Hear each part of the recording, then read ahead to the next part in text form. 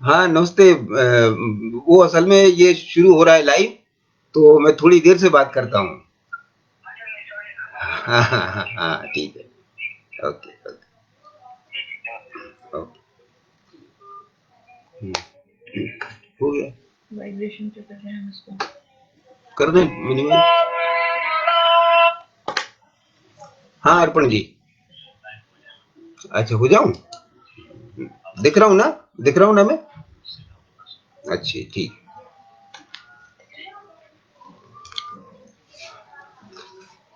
नमस्कार दोस्तों। जैसा कि आप जानते हैं, मैं जनसुलभ पुस्तकालय के मंच से निर्मल वर्मा की कथा भाषा पर आपसे बात करने वाला हूँ। मेरे लेखकीय जीवन में निर्मल वर्मा का निर्णायक महत्व है। मेरे स्वत्व को, या आप चाहें तो कह लें मेरे स्वत्व के गल्प को गढ़ने में निर्मल वर्मा के लेखन और स्वयं उनके व्यक्तित्व के साथ मेरे निकटतम सानिध्य की प्रमुख भूमिका रही है। निर्मल वर्मा से मिलने के पहले मैं साहित्य से तो थोड़ा बहुत परिचित था, लेकिन लेखक नाम की संघटना से और लेखन तथा लेखक के द्वित्व की संघटना से मेरा पहला परिचय उनसे मिलने के बाद ही हुआ था।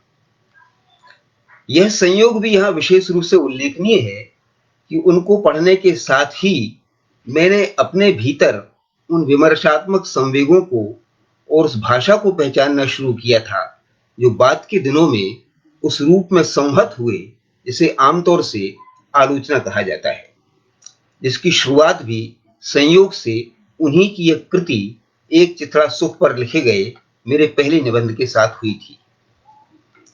यह लगभग 41 वर्ष पुरानी घटना है। वह मेरी शुरुआत थी, मेरे आलोचकीय जीवन का बचपन, और स्वाभाविक ही उसी बचपन के अनुरूप मेरा वह लेख भी एक किस्म का बचपना, या कह लें बचकानापन लिए हुए था। वह लेख यद्यपि उस समय की हिंदी की सर्वश्रेष्ठ पत्रिका पूर्वाग्रह में प्रकाशित हुआ था, और यद्यपि उसकी निर्मल वर्मा समेत हिंदी के अनेक मूर्धन्य लेखकों ने सराहना कर मेरा उत्साह बढ़ाया था, तब भी उसका बचकानापन मुझसे न सिर्फ छिपा नहीं रहा, बल्कि समय के बीतने के साथ वह बचपन की धुंधलाती हुई तस्वीर जैसी शक्ल लेता गया। मेरे आलोचकीय बचपन की वह तस्वीर मेरे किसी भी एल्बम में शामिल नहीं है। वह निर्मल वर्मा पर तैयार की गई मेरी पुस्तक में तो नहीं ही है, जिसका कवर आपने पोस्टर पर देखा होगा। मेरे किसी अन्य निबंध संग्रह में भी नहीं है। बचपन की तस्वीरों की एक खासियत होती है, उनका धुंधलापन उसी से उत्सर्जित होती एक खास तरह की धुंध से रचा गया होता है, और इस धुंध की रचना पहचान और अजनबियत की, अनन्यता और अन्यता की, निकटता और दूरी की, व्यक्त और अव्यक्त की एक लगभग अपरिमेय प्रतीत होती इकोनॉमी से होती है। यह एक परस्पर विरोधी गुरुत्वाकर्षणों से युक्त इकोनॉमी है, जिसमें एक ओर उसके भीतर छूट गए हमारे संभवनशील स्वत्व बिकमिंग सेल्फ के अवशेष, और दूसरी ओर हमारे भीतर मौजूद उसकी विघटनशीलता के अवशेष शामिल होते हैं, जो जितना हमें और अपनी ओर खींचते हैं, उतना ही उस खिंचाव के प्रति हमारे भीतर प्रतिरोध पैदा करते हैं। लेकिन यहाँ इस तस्वीर के उल्लेख का महत्व इस दिलचस्प संयोग में है कि निर्मल वर्मा के जिस कृतित्व के पाठ से इसकी रचना हुई थी, वह कृतित्व स्वयं अपने भीतर वे सारे प्रभाव समेटे प्रतीत होता है, जिनका जिक्र मैं इस तस्वीर के संदर्भ में कर रहा हूँ। निर्मल वर्मा के लेखन की कथा स्थितियां, इन कथा स्थितियों को घटित करता उन्हें इन कथा स्थितियों को घटित करता, उन्हें अधिष्ठान उपलब्ध कराता परिवेश, उसके चरित्र, इन चरित्रों के आपसी संबंध आदि सभी में पहचान और अजनबियत, अनन्यता और अनन्यता, निकटता और दूरी, व्यक्त और अव्यक्त की लगभग वैसी ही परस्पर विरोधी गुरुत्वाकर्षणों से युक्त अपरिमेय इकोनॉमी प्रतीत होती है। और यहाँ यह रेखांकित करना भी प्रासंगिक होगा, और मैं इस पर जोर देना चाहता हूं कि यही इकोनॉमी मुझे उनके लेखन के उन दो प्रमुख चरित्रों के बीच भी दिखाई देती है जो उनके कथात्मक और कथेतर गद्य के रूप में प्रकट होते हैं। खैर, मैं जनसुलभ पुस्तकालय का आभारी हूं जिसने मुझे हिंदी के मेरे सबसे प्रिय लेखन के बारे में बोलने का अवसर उपलब्ध कराया है। अपने इस वक्तव्य में मैं निर्मल वर्मा की भाषा पर कुछ बातें कहूंगा। मैंने उनकी कथा पर अपेक्षाकृत विस्तार से लिखा है और जितने कम समय में लगभग 15 दिन की नोटिस पर मुझसे यह वक्तव्य देने का आग्रह किया गया है, उतने समय में मेरी शिथिल गतिमति के चलते उस पर कोई नई बढ़त करना मेरे लिए संभव नहीं था। इसलिए जो बातें मैं कहने जा रहा हूं उनमें कुछ नया जुड़े होने के बावजूद आप में से कुछ श्रोताओं को निश्चय ही स्पष्ट तौर पर दोहराव महसूस होगा, खासतौर से उन श्रोताओं को जिन्होंने निर्मल वर्मा पर मेरे लिखे हुए को पहले से पढ़ रखा है और उनके मन में उसकी कोई स्मृति बची हुई है। इसके लिए मैं उनसे क्षमा चाहता हूं। क्षमा मैं अपनी उस दुरूहता के लिए भी चाहता हूं जिससे बचने की अपनी सारी ईमानदार कोशिशों के बावजूद जिसके लिए मैं कुख्यात हूं। वह दुरूहता मेरे इस वक्तव्य में भी विशेष रूप से इसलिए खटक सकती है क्योंकि यह वक्तव्य सचमुच ही एक दुरूह मसले पर केंद्रित है। वह मसला है निर्मल वर्मा की कथा भाषा। निर्मल वर्मा की कथा संवाद की आसन्नता और अपनी आसन्नता में निलंबित संवाद की कथा है। संवाद के ढांचे के रूप में वह अपने भीतर जितनी भी अंतर विषयी इंटर सब्जेक्टिव उपसंरचनाएं आयत्त करती है, वे सारी उपसंरचनाएं इसी आसन्नता और निलंबन को संकेतित करती हैं। वे तथाकथित कथोपकथन के ऐसे ढांचे हैं जिनमें दो पात्रों के बीच की प्रतिश्रुति एक औपचारिकता है।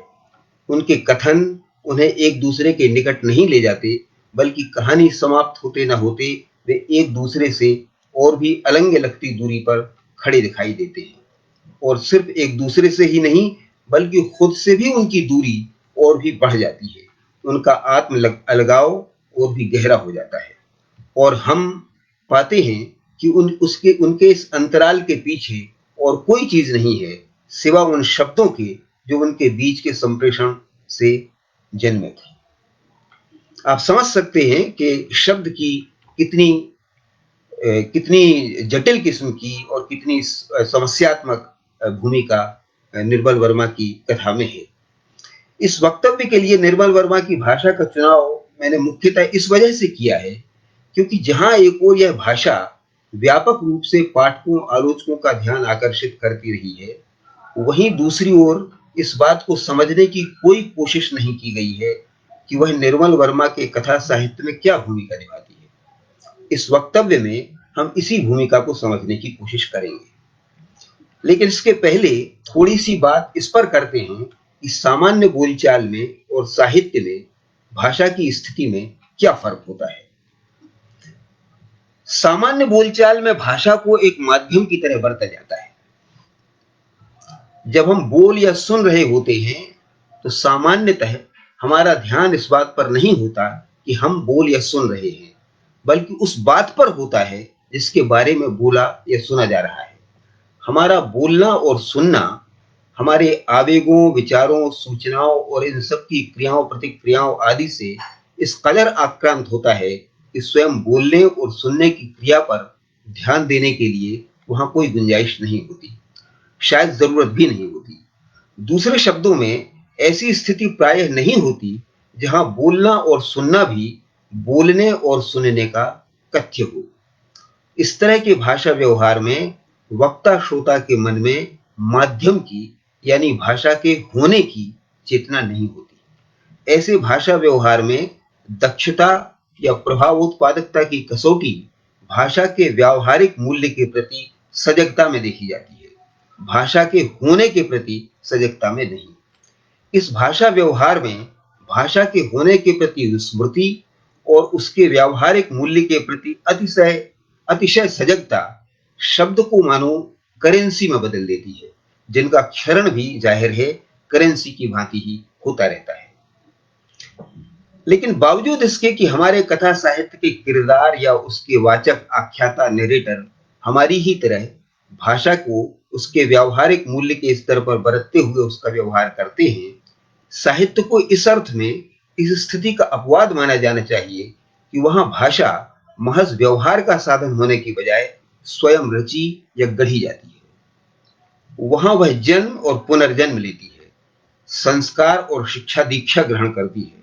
वहां वह अपने स्वास्थ्य के लिए सबसे ज्यादा अनुकूल पर्यावरण पाती है। वहां वह अपनी तमाम सहज शक्तियों और गुणों के साथ सक्रिय होती है। लेकिन जिस बात पर हम यहाँ विशेष बल देना चाहते हैं वह यह है कि साहित्य एकमात्र ऐसी भाषिक संरचना है जहां भाषा तमाम दूसरी चीजों को संप्रेषित करने के साथ साथ स्वयं अपने होने को ही संप्रेषित करती है, जहां कृति और पाठक के बीच बोलने और सुनने की, लिखे होने और पढ़े जाने की क्रियाएं भी आवेगों, विचारों और सूचनाओं आदि की क्रियाओं प्रतिक्रियाओं के समकक्ष अहमियत रखती हैं। स्वयं निर्मल वर्मा ने लिखा है कि लेखक का शब्द, मैं उनको उद्धृत कर रहा हूं, लेखक का शब्द न यंत्र है, न माध्यम, न ही तर्क संगत विचार पद्धति, वह सिर्फ है। भाषा जिस चीज को व्यक्त करती है स्वयं वह चीज भी है, जिस लक्ष्य का माध्यम है खुद वह लक्ष्य भी है। एक बार मैं फिर से इसको उद्धृत करता हूं, लेखक का शब्द न यंत्र है, न माध्यम, न ही तर्क संगत विचार पद्धति, वह सिर्फ है।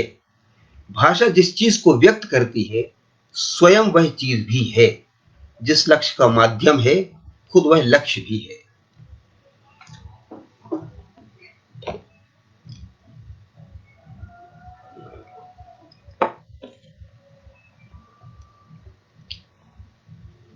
भाषा के संदर्भ में साहित्य की इस पहचान के प्रति हम पर्याप्त प्रमाद के शिकार रहे हैं।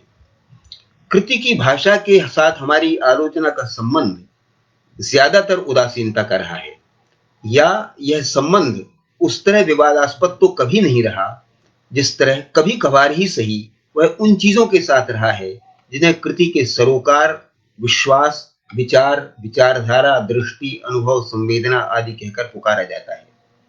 इस लिहाज से हमारी आलोचना में उभरते कृति के बिंब या प्रतिबिंब को अगर प्रमाण माना जाए तो ज्यादातर कृतियों की भाषा लगभग अदृश्य होने की हद तक पारदर्शी प्रतीत होती है। वह आलोचक दृष्टि को रोकती, टोकती, अटकाती, भटकाती नहीं है। कृति के अंतरंग तक आलोचक की सीधी पहुंच में न वह बाधा डालती है, न उससे कोई मांग करती लगती है। संक्षेप में यह कि हमारी आलोचना कृति की भाषा के प्रति बधिर या बहरी प्रतीत होती है, या यूं कहें कि वह उसे सुनती तो है लेकिन हियरिंग के अर्थ में, लिसनिंग के अर्थ में नहीं, उस अर्थ में नहीं जिसमें संगीत सुना जाता है। भाषा कृति की स्थानिक ही नहीं कालिक स्थिति भी है। वह समय जिसमें कृति की स्मृतियां और संभावनाएं अपनी आसन्नता और तात्कालिकता में रूपायित होती हैं। यह आसन्नता और तात्कालिकता कृति के भीतर लगभग ऐसी प्रतिरोधक क्षमता की तरह काम करती है जिसके सहारे वह स्वैच्छिक अनुमानों और प्रत्याशाओं का विषय बनाए जाने के विरुद्ध संघर्ष करती है। लेकिन किसी कृति में भाषा सामान्यतः जो भूमिका निभाती है, जिसका संकेत हमने अभी अभी किया है, निर्मल वर्मा की कथा में वह उनके अलावा एक अतिरिक्त और इस कदर महत्वपूर्ण स्तर पर सक्रिय है कि उसको अलक्षित करते हुए इस कथा को पढ़ना असंभव और एक अव्याप्त आलोचना की ओर बढ़ना है। इस असंभव के संकेत निर्मल वर्मा की कथा पर थोड़ी भी गंभीरता से लिखी गई समीक्षाओं आलोचनाओं में वहां देखे जा सकते हैं जहां आलोचकों को इस भाषा की प्रकृति पर मानो बरबस टिप्पणियां करनी पड़ी हैं।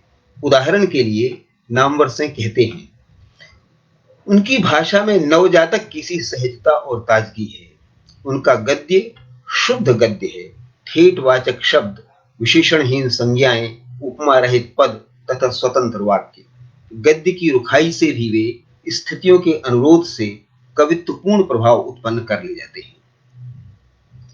मलियज ने लिखा है, एक गीतात्मक लय जो अनुभूति में ही नहीं भाषा में भी है। अनुभूतियों में से अपनी रचना का अर्थ संप्रेषित करते हुए वे कभी कभी अर्थ के परे चले जाते हैं, जैसे कि अर्थ की ठोस प्रतीति कराना नहीं, अर्थ के पकड़ने में निरंतर खुद के भटकने का एहसास देना उनका मकसद हो। शब्द अब भी निर्मल वर्मा के लिए जादू है। वे बड़े प्यार दुलार से शब्दों को उठाते हैं और पास पास रखते हैं। शब्दों को बरतना उन्हें आता है। वे शब्दों को फुसलाना और उनसे अपने मतलब की बात कहलवा लेना जानते हैं। और नंदकिशोर आचार्य ने लिखा है कि यह भाषा एक साथ दृश्यात्मक भी है, नाट्यात्मक भी है और अनुचिंतनात्मक भी। विभिन्न शब्दों और वाक्यों के बीच के तनावपूर्ण उभार भाषा विन्यास को राजस्थानी पट्टू का सा खरखरापन देते हैं। ये अत्यंत अंतर्दृष्टिपूर्ण और संश्लेषण परक आलोचना सौंदर्य का उदाहरण प्रस्तुत करती टिप्पणियां हैं, जिन सभी में दो बातें सामान्य प्रतीत होती हैं। पहली यह कि इन सभी में हम निर्मल वर्मा की कथा भाषा का दबाव अनुभव करते हैं। वे न केवल इस कथा भाषा को लक्ष्य करती हैं, बल्कि उस पर टिकने, एकाग्र होने का यत्न भी करती हैं। लेकिन इन सभी टिप्पणियों का दूसरा तथ्य यह है कि वे इससे आगे नहीं बढ़ती।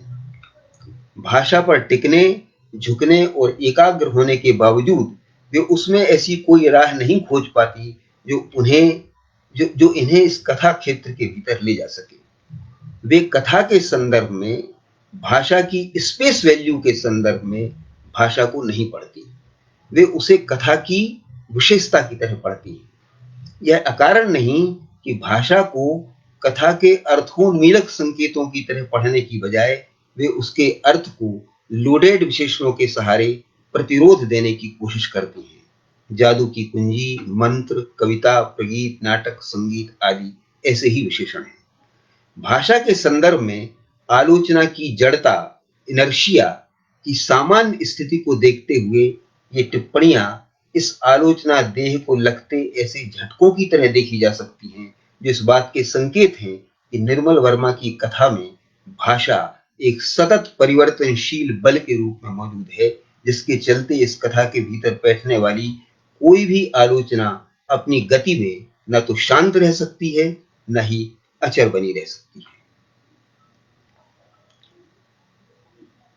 साहित्य में भाषा की आत्मचेतना की छाप या एक क्रिया के रूप में उसकी उपस्थिति क्या है और इस संदर्भ में निर्मल वर्मा की कथा में भाषा की क्या भूमिका है, इसे समझने के लिए मैं आपका ध्यान तीन महत्वपूर्ण लेखकों की भाषा की ओर आकर्षित करना चाहता हूं। ये हैं कृष्ण बलदेव वैद, कृष्णा सोबती और विनोद कुमार शुक्ल।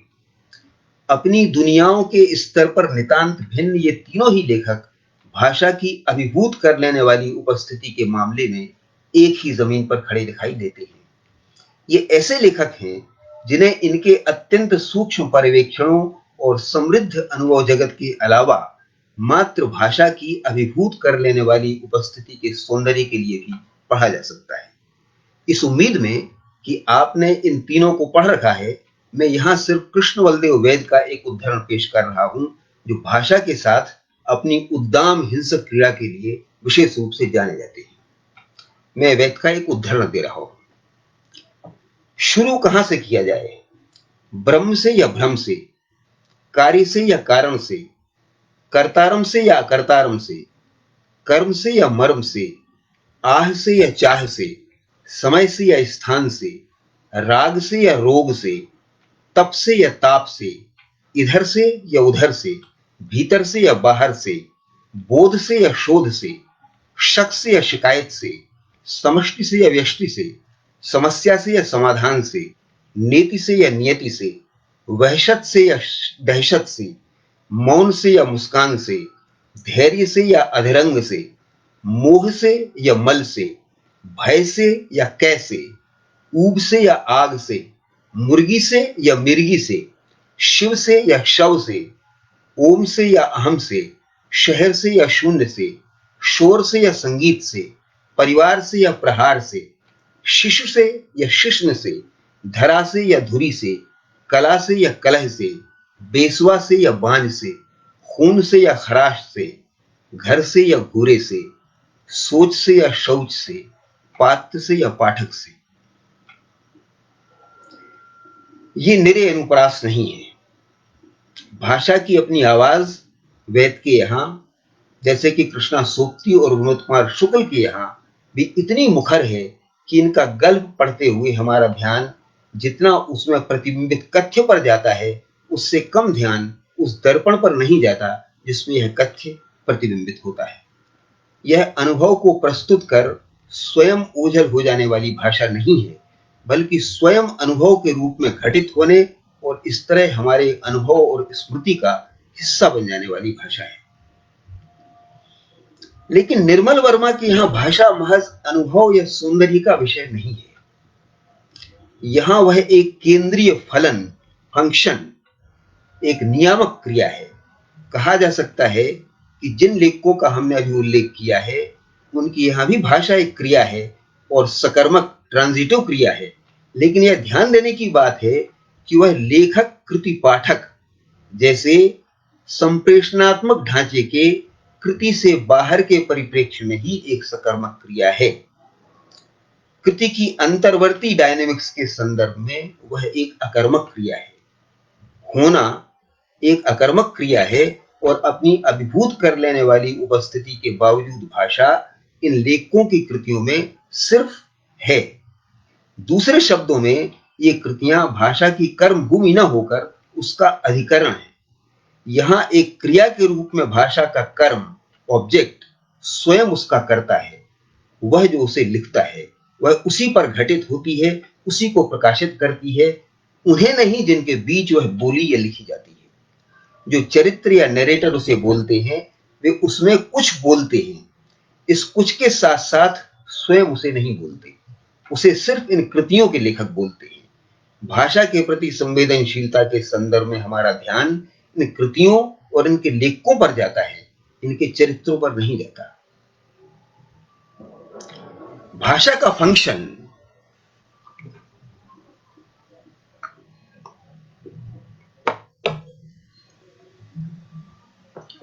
फंक्शन निर्मल वर्मा की कथा में ठीक इसी बिंदु पर भिन्न और अद्वितीय है।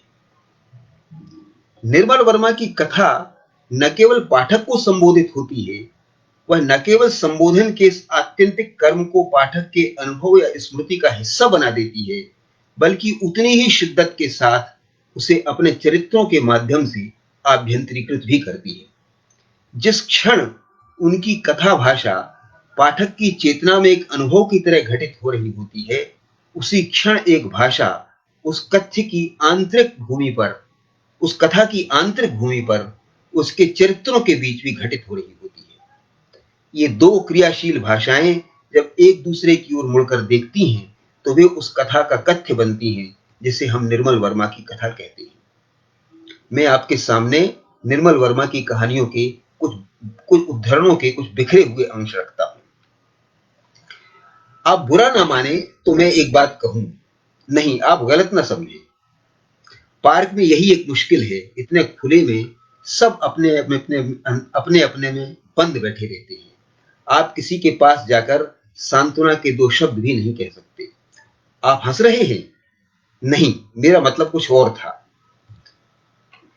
दूसरा, कौन कौन है? मुझे कोई बुला रहा है, मुझे कोई बुला रहा था और मैं चलता गया, रुका नहीं। कभी कभी आदमी खुद अपने को बुलाने लगता है, बाहर से भीतर और भीतर कुछ नहीं होता। कुछ देर हम चुपचाप बैठे रहे, फिर सहसा वह चौंक पड़ी। आप कुछ सुन रहे हैं? उसने मेरी कहनी को झंझोड़ा। कुछ भी नहीं, मैंने कहा।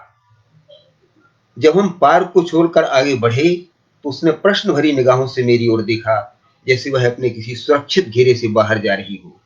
पर मैं चुप रहा और उसने कुछ पूछा नहीं। वह सुन रही थी, वह मुझे भूल गई थी। फिर मुझे वह आवाज सुनाई दी जो आज भी मुझे अकेले में सुनाई दे जाती है और मैं मुंह मोड़ लेता हूं।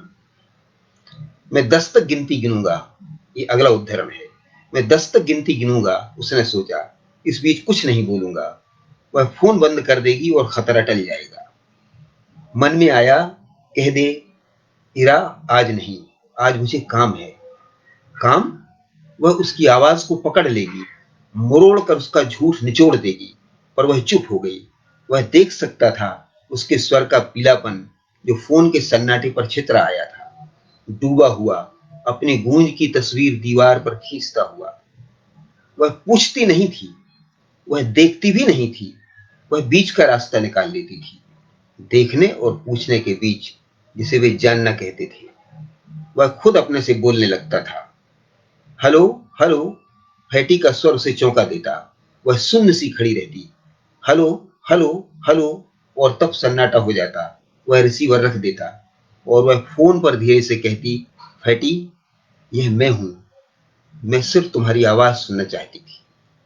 अगला उद्धरण, ये कुछ ज्यादा है उद्धरण, लेकिन जरूरी है। वे तकलीफों की धुंध में रहते थे। नाम देने का मतलब था पिंडारे की पिटारी खोलना, जिसके भीतर से पता नहीं कितनी दूसरी तकलीफें बाहर निकल पड़ेंगी। खाना, देखना, चलना, सोना, जीने के साथ साथ ये सारे काम एक रो में चलते थे, और निहाल चंद इस बीच अपने से बात भी करते थे और अपने को ही सुनते थे। सुनना, वह सोते हुए भी होता था।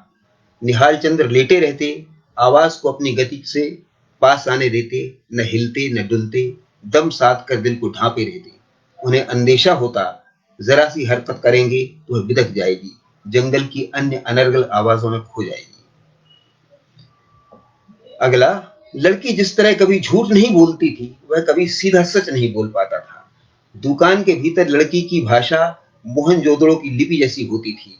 छिपे मतलब बहुत कुछ, छिपे मतलब बहुत कुछ, और देखो तो कुछ भी नहीं। कभी कभी रात को नींद न आने पर बिस्तर पर पड़े पड़े एक कंगला वाक्य, कोई लूला लफ्ज अंधेरे में चमक जाता, लड़की के साथ चिपका हुआ। आदमी कभी कभी उससे अपनी भाषा में बोलने लगता था, जिसे वह बिल्कुल नहीं समझ पाती थी।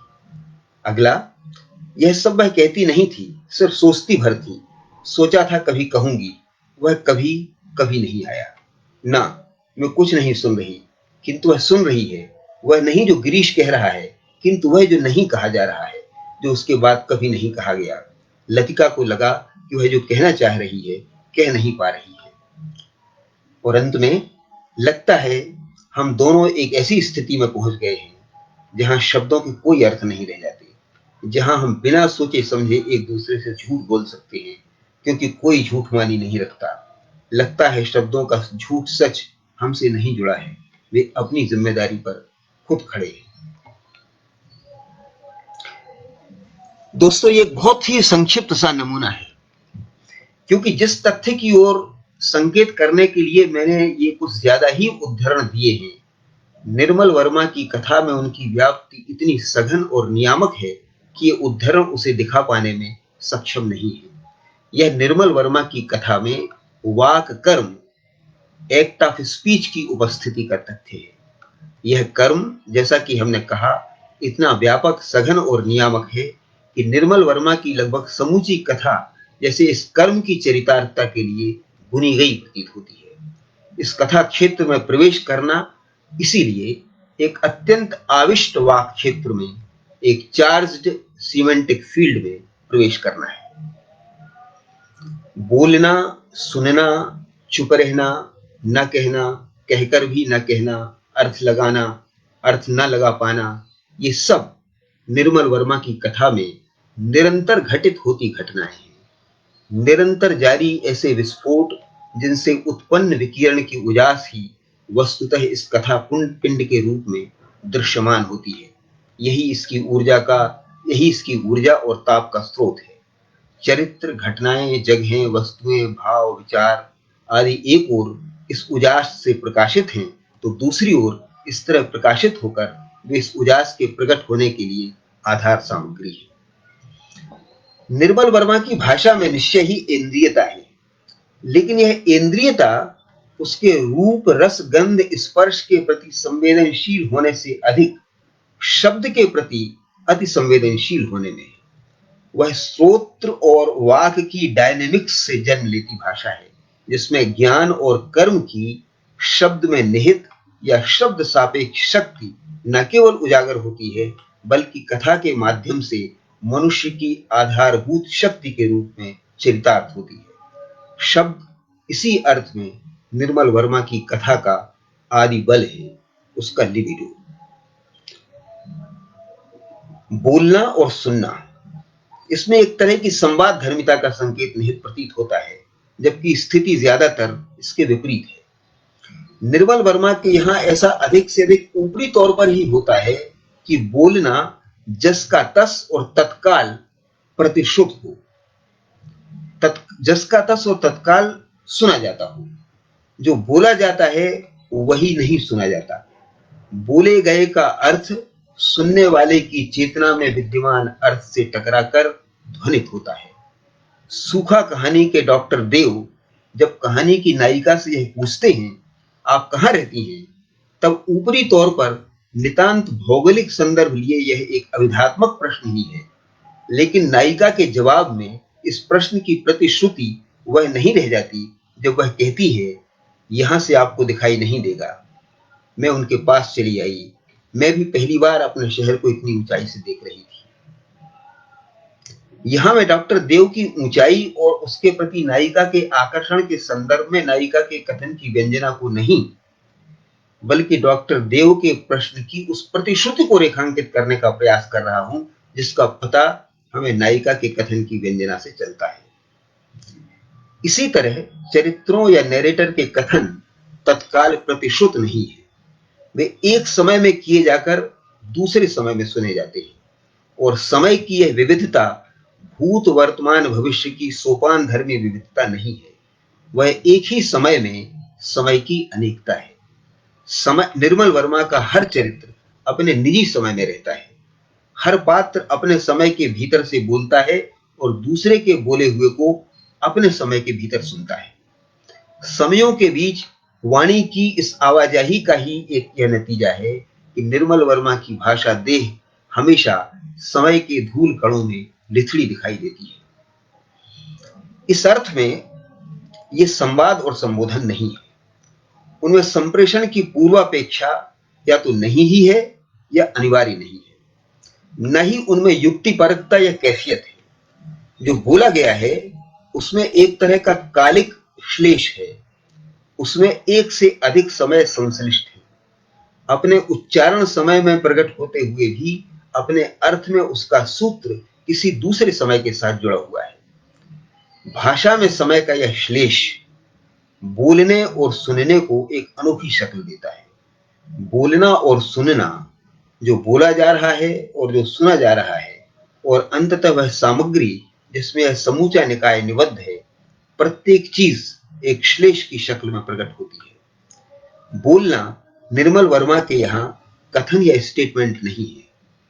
वक्ता का जोर अपने बोले हुए की ट्रुथ वैल्यू पर उतना नहीं जितना खुद को उच्चरित करने पर है। ये चरित्र भाषा के प्रयोक्ता नहीं है। भाषा और उसे बोलने वाले के बीच ऐसा कोई अवकाश नहीं है जहां अर्थ की रूढ़ियों और वक्ता के ईगो के बीच द्वंद्व या एक के द्वारा दूसरे का अधीनीकरण संभव हो। दरअसल ये चरित्र भाषा से तदात्म हस्तियां हैं।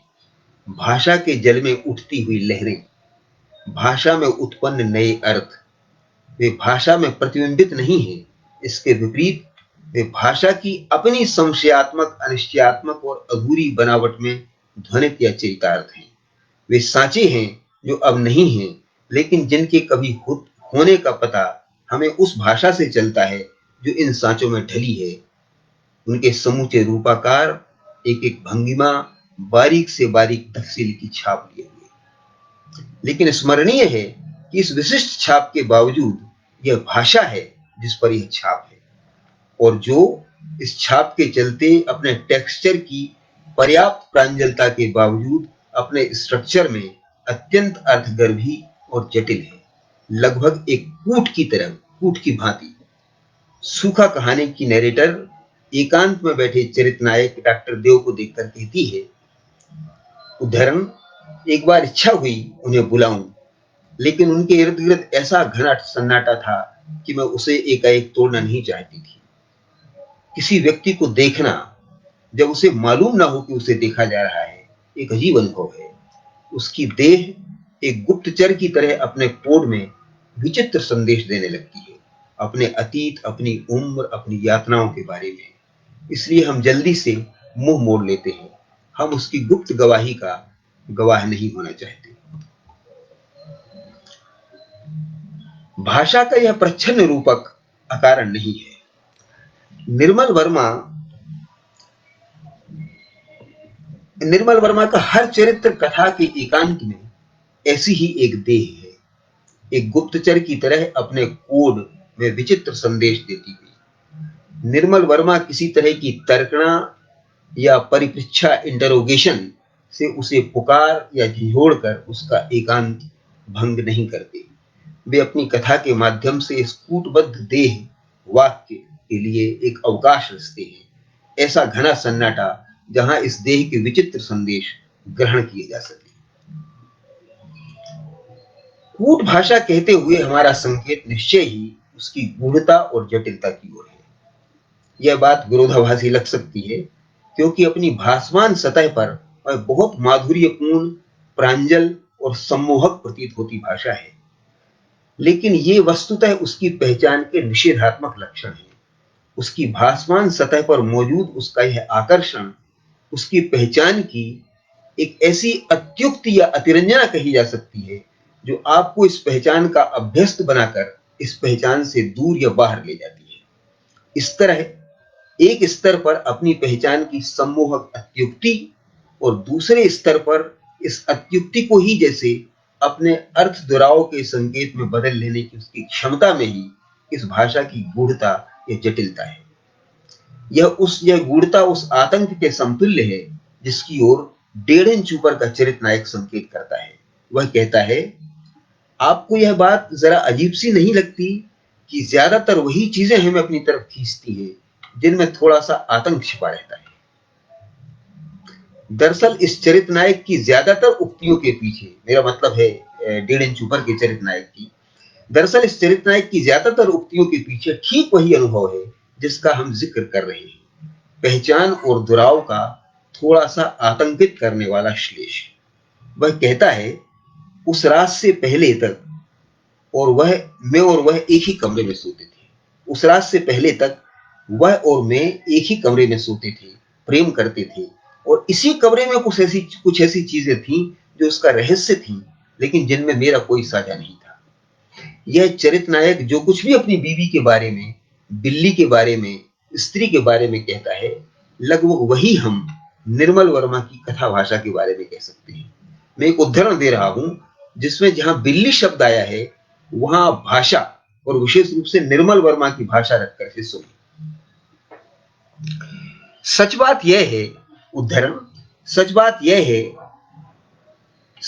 है कि, और यह मैं अनुभव से कह रहा हूं, कि बिल्ली को औरतों की तरह आप आखिर तक सही नहीं पहचान सकते, चाहे आप उसके साथ वर्षों से ही क्यों न रह रहे हो।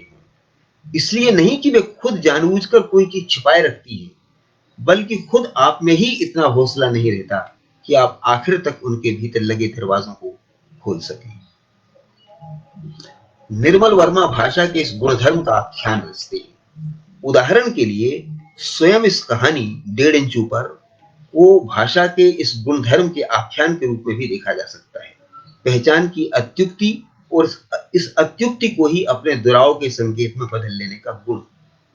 पहचान की अत्युक्ति का अर्थ यह नहीं है कि निर्मल वर्मा के चरित्र अधिक बोलते हैं। इसके विपरीत वे अक्सर मितभाषी हैं। उनका सबसे ज्यादा संशय या अनिश्चय शायद शब्दों को लेकर ही है, लेकिन जैसे इसी के चलते वे स्वयं भाषा के लिए बोलने का अधिक अवकाश उपलब्ध कराते हैं।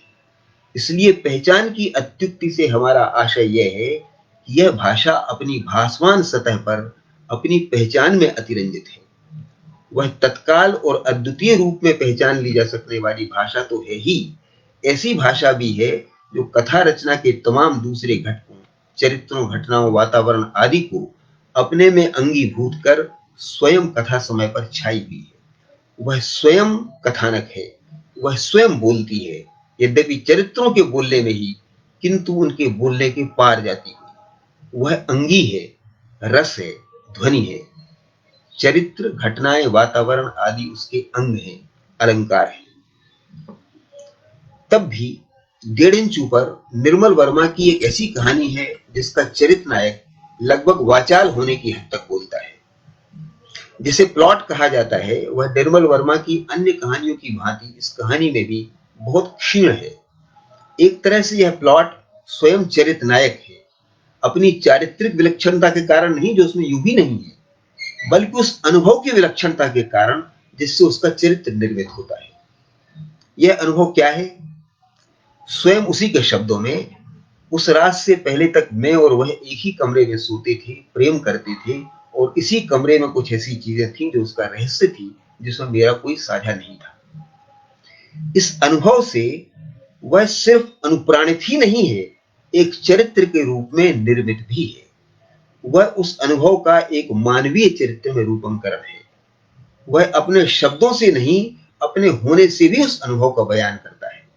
इस चरित्र को लेकर हमारा अनुभव भी स्वयं उसके अनुभव से भिन्न नहीं है। वह गूढ़ता और रहस्यमयता, वह आतंक जिसे वह स्त्री मात्र में लक्ष्य करता है, स्वयं इस चरित्र के व्यक्तित्व के भी लक्षण है। मानो यह वह नहीं है जो वर्षों पहले अपनी और अपनी पत्नी के साथ हुए हादसे से जुड़े अपने अनुभव का बयान कर रहा है, बल्कि यह हम हैं जो उसके बयान को पढ़ने के बाद ठीक उसी अनुभव के रूप में उसे याद कर रहे हैं। मानो यह कहानी कुछ कुछ वैसा ही हादसा हो जिसकी रोशनी में हम उसकी सामान्यता में सर्वथा अपरिचित इस व्यक्ति को जैसे पहली बार एक सर्वथा अननुमेय रूप में पहचान रहे हो, और उसकी यह पहचान, यह अननुमेयता रूप ग्रहण करती है भाषा से, उसकी अपनी वाणी से। वह बोलता जाता है और एक इबारत की तरह उभरता जाता है, खुलता जाता है। यह उससे भिन्न स्थिति है जिसमें किसी चरित्र के बारे में नरेटर या स्वयं वह चरित्र हमें बताता है। ऐसे चरित्रों के बारे में हम सब कुछ हालांकि कहानी के भीतर ही जानते हैं, भीतर ही अनुभव करते हैं, लेकिन स्वयं वह कहानी उस पूर्वाख्यान का निर्देश या संकेत करती रहती है जहां वह चरित्र घटित है, भले ही वह आख्यान कल्पित हो। इस रूप में लगभग हर कहानी आख्यान से जन्मा आख्यान होती है और उसके चरित्र चरित्रों से जन्मे चरित्र होते हैं।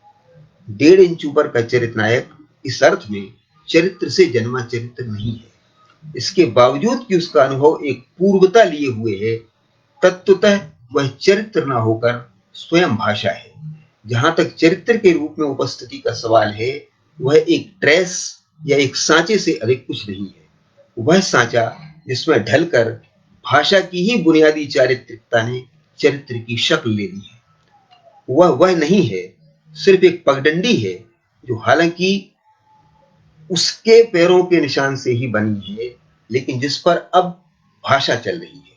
यह भाषा का चलन है जो हमें चरित्र का आभास देता है।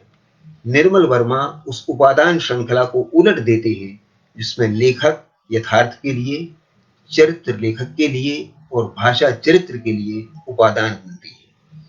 यहां चरित्र भाषा के लिए उपादान है, भाषा चरित्र की वाणी में अपनी कहानी कहती है।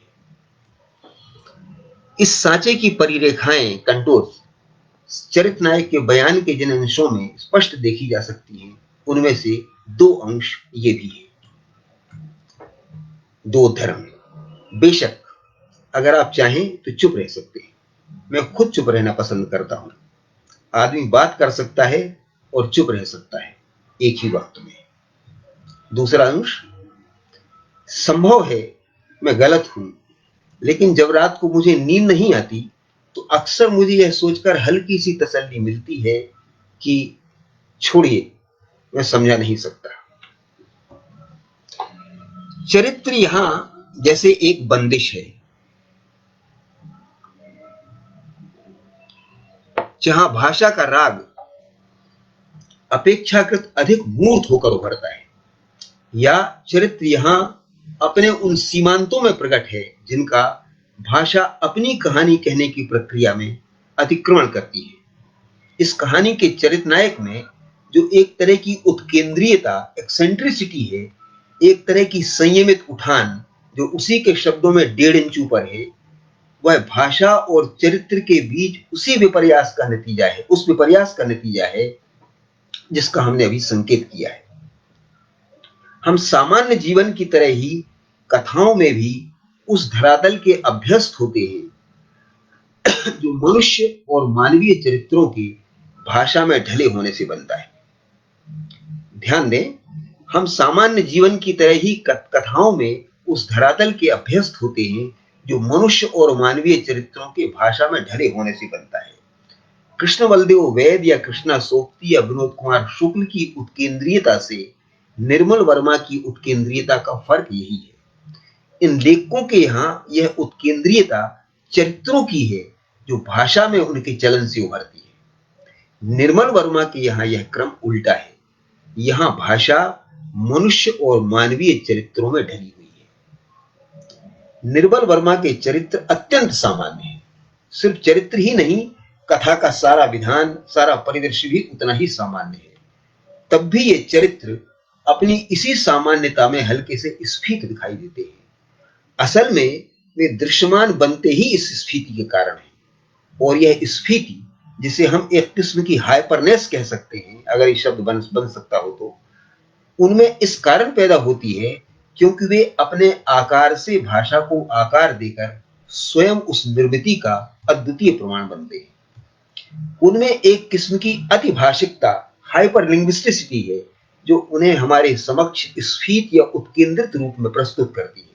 हम चाहें तो कह सकते हैं कि निर्मल वर्मा इस अतिभाषिकता के सहारे सामान्य की अलक्षित किंतु अंतर्निहित उत्केंद्रीयता को उभारते हैं। निर्मल वर्मा की कथा में पढ़ने का कोई विकल्प नहीं है। न सुनना, न देखना, न छूना। वह पढ़ने की शर्तों को कठिन बनाती है, तो इसी अर्थ में कि हम इनमें से किसी भी रास्ते से उसे नहीं पढ़ सकते। हमें भाषा पर एकाग्र होना होगा, क्योंकि वही इस कथा का वास्तविक घातांक है। वही इस किस्से की किस्सा गो है। आज के इस अक्षर दीप्त युग में पढ़ने की हमारी क्षमता विडंबनापूर्ण ढंग से क्षीण हुई है। हम वाक से स्वर में, दृश्य में, स्पर्श में, रस में एक तरह से निर्वासित हैं। भाषा को अपनी चरम और निर्विकल्प भूमि बनाती निर्मल वर्मा की कथा इस निर्वासन से बाहर आकर वाक के सबसे अधिक क्रियाशील और समावेशी संवेदन में हमारे पुनर्वास का प्रस्ताव करती है। मित्रों, मैंने आपको मालूम होगा कि निर्मल वर्मा की सांगीतिकता के बारे में जो बातें कही गई हैं वो लगभग रूढ़ हो चुकी हैं। जिस हिंदी के जिस नामी आलोचक ने ये बात कही है, उसने उस सांगीतिकता के जो साक्ष्य दिए हैं वो इतने दयनीय रूप से क्षीण हैं कि उनका जिक्र आप चाहें तो मेरी पुस्तक में पढ़ सकते हैं। मैंने निर्मल वर्मा की सांगीतिकता को एक रूपक की तरह बरतते हुए उसके और भी कुछ ऐसे तत्वों के बारे में बात की है जिसको संगीत के रूपक में समझा जा सकता है, उसके कथोपकथनों इत्यादि में। लेकिन वक्त बहुत हो चुका है, इसलिए मैं अब इस वक्तव्य को यहीं समाप्त करता हूं। आपने इतना वक्त दिया, इसके लिए मैं आपका कृतज्ञ हूं। बहुत बहुत आभार। नमस्कार।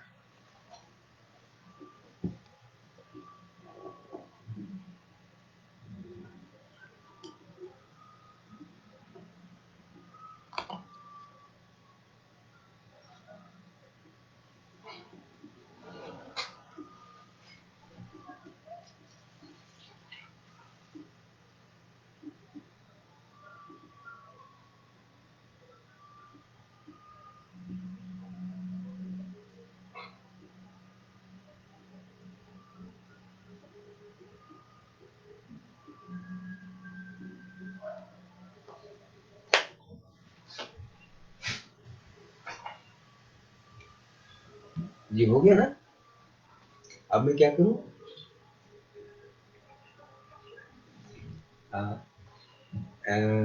क्या दबाऊं? एक सेकंड।